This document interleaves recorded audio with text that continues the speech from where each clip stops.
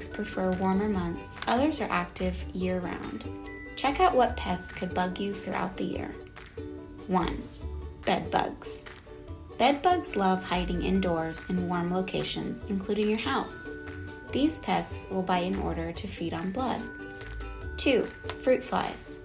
These flies are most active in late summer and early fall, but can be active year-round. They feed and lay eggs on produce. Fruit flies breed quickly, leading to large infestations. 3. Carpet beetles.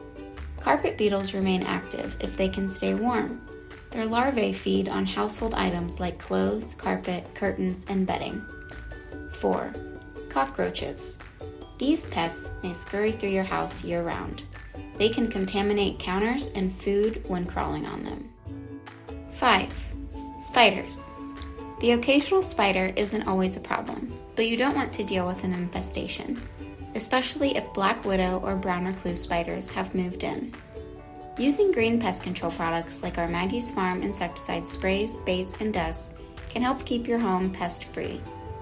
For more helpful tips and pest information, be sure to follow us and visit our website at maggiesfarmproducts.com.